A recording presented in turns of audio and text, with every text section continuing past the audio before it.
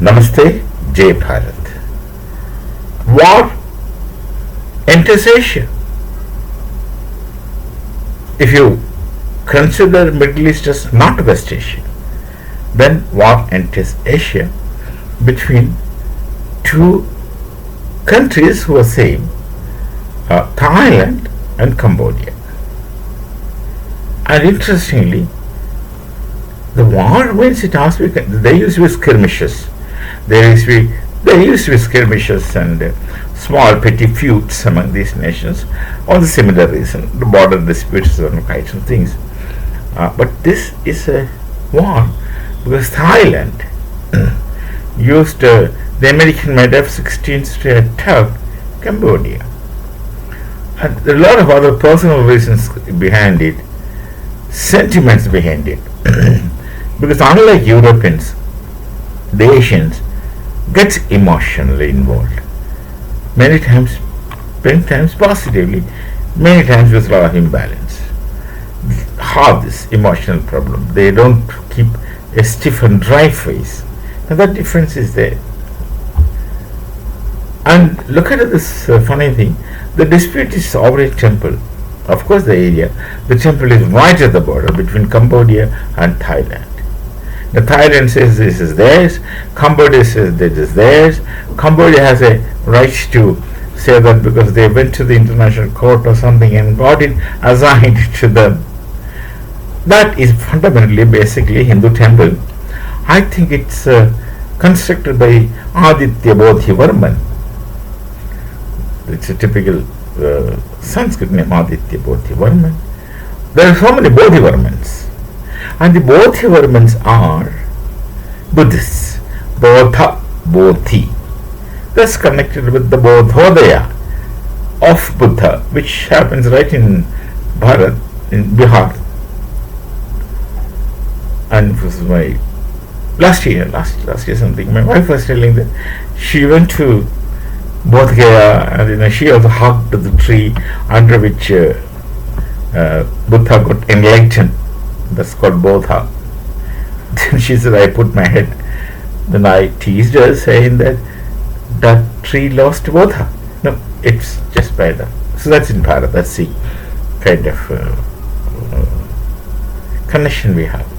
But basically that's a Shiva temple. Now these temples are used by all religions of Bharat. That's interesting. Dharma, it is not religion. Religion is very different from Dharma. When you go into when you unpack the concept of Dharma with religion, very different. So this in Bharat, this worship place of worship is introduced. If you go to Bodh Gaya, the Buddhists will look at it in one way and the Hindus will look at it in a different way, but then one and the same, with variations. We understand that there's varieties. We have multiple ways of worshipping, multiple deities of worship. We are not constrained with one god. We're very rich. We're very rich with gods and goddesses. So we're very comfortable with all those things and we're not constrained. So multiple ways of ritual, so they coexist. That's a Vedic epistemology. We have the Upanishadic epistemology of coexistence of the multiple and the plural. So this temple is basically a Shiva temple. Shiva is one of our principal deity. And once upon a time, all this, of course, this was the Khmer dynasty was ruling, and they developed some differences. Then Khmer got confined to Cambodia, and Thailand became different. This is the history. But prior to that, the Cholas were ruling that area. Cholas are basically Tamilians, South Indians. They ruled the last area. Singapore is originally Simhapura, the Cholas. There are these great Cholas, Raja Chola, Rajendra Chola, etc. Great Cholas with their mighty navy. So they have been ruling all this area. And they have constructed all these temples, whether it is Angkor Wat in Cambodia or many such temples which later got used by the Buddhists as Buddhist temples. It's one and the same for us. People see this Hindu dharma and Bauddha dharma and Jain dharma and Sikh dharma is different, but we don't have such differences because we are already plural and multiple within the Hindu dharma. So it makes no difference we go into one another place. You find it's normal for Hindus to walk into a Gurudwara, pray, Jain Mandir, thoughts of Mandir, pray, Buddha Mantra or Vihara, pray, and vice versa. It makes no difference. Absolutely. That's how we had been, and that's how we are. So this Shiva temple, which is now Buddhists consider as Buddha temple, so that is how it is done. The Buddhists would consider that as Buddha temple, go and pray in their way. The Hindus would consider it as a Shiva temple, go and there pray, and there is hardly any quarrel. This is no difference. Each one does in his own way. Anyway, the people of Bharatiya Dharma pray very privately within themselves, not in a kind of organized manner like the masses done. It's not a praying collectively that someone else is dictating the prayers and you repeat no such things. There are mantras, they have a different use. But when you go to pray, you pray whatever you have. And there is no communication gap between the bhakta and the deity. There's a hotline, one-to-one correspondence. There's no mediation of a priest. The priest is doing some other job. There's no mediation of a priest. So he prays directly. He doesn't have anything. Someone reading things to you for you to repeat. So that's very private, and that becomes very intimate. So each individual in his own manner. So what difference it makes whether you are a Sikh or Buddhist or Jain or Hindu praying in some place? The Buddhist will do it in his way, Jain will do it in his way, Sikh should do it in his way, and the Hindu, I would do it in my way. It makes no difference to me. And that's how the Hindu dharma is. So this conflict is actually spurious. Apart from the political kinds of implications, the real reason is not a genuine reason. The dispute has been going on for border, and now they say it's for the temple, and then there are personal differences between the people in authority in Thailand, in Cambodia. It's a very funny story. The Cambodia's Prime Minister, her father, and the President of the Cambodian authority, they were good friends. Something went on that a Thai soldier got injured in a mine blast. Now the question is, who put the mine there, why, for whose sake? All those questions come.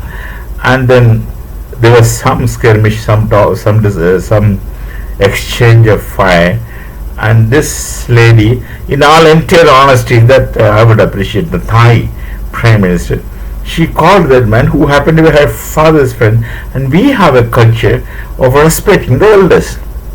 That's Bharatiya Sanskriti. So she called him as uncle and spoke, and then by way of talking in a very intimate personal relations, she says, our army man is a little arrogant. But that we all say in our common conversation, this is my cousin is a little arrogant, we just forget about him, we'll take care of things. That's how we deal with things.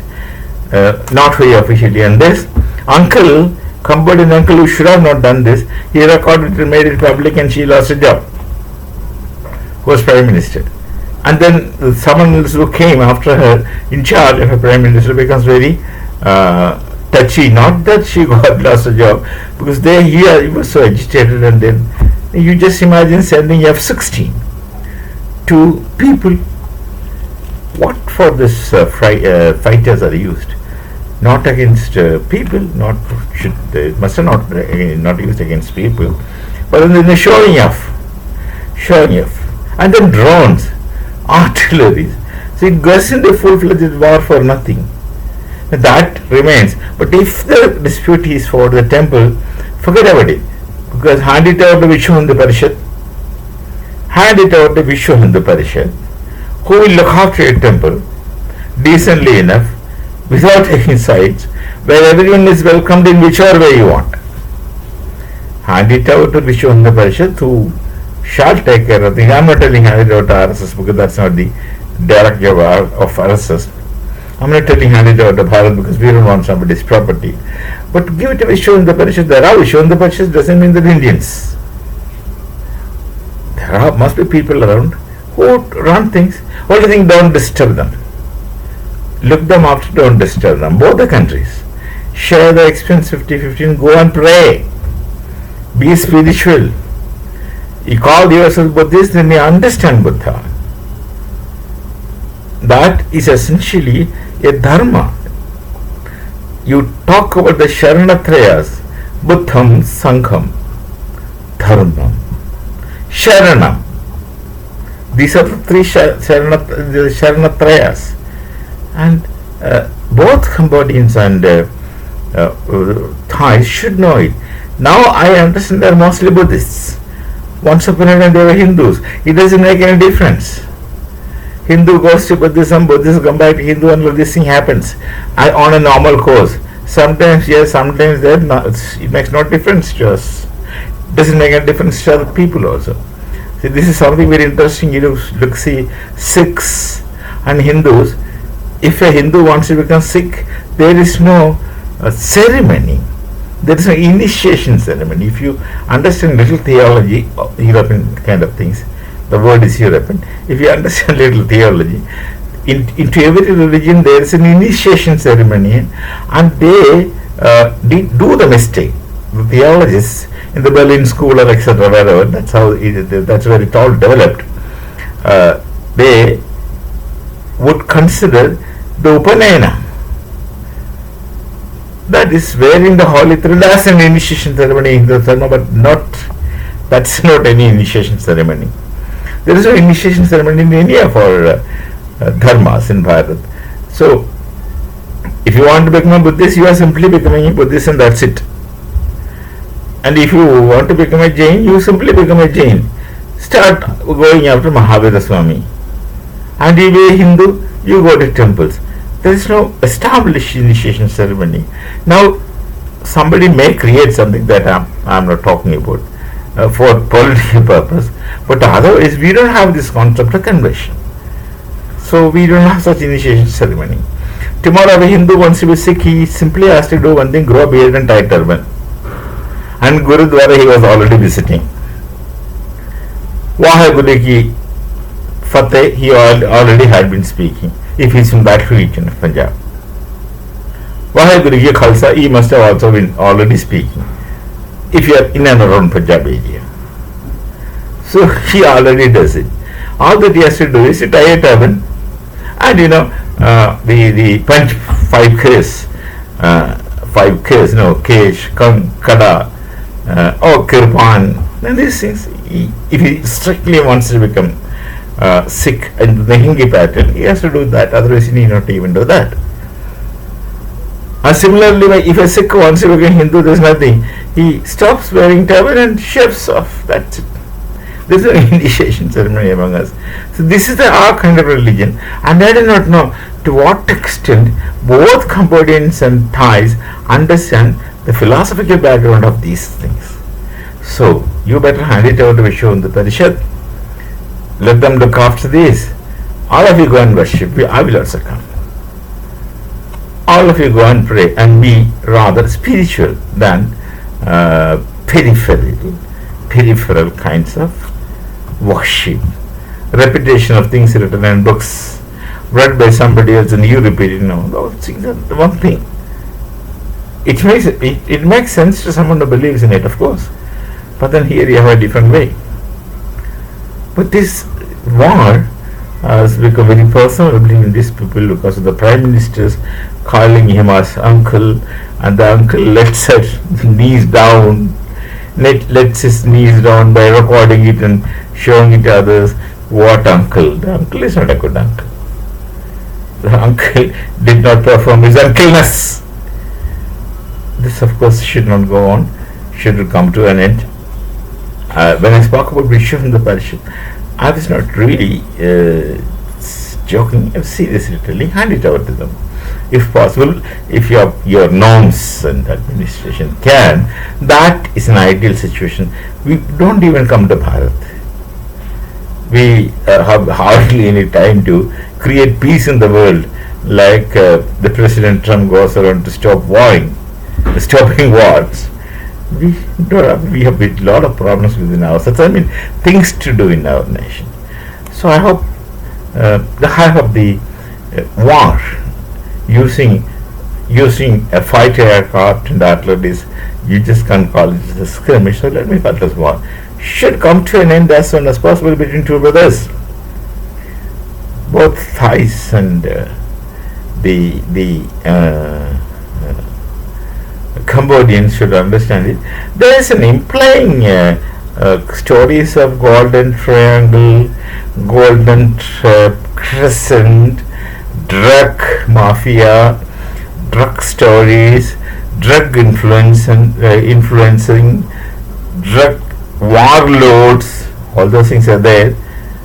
But this thing you should overcome through dharma. We shall meet again. Namaste. Jai Bharat, Jai Sri Ram.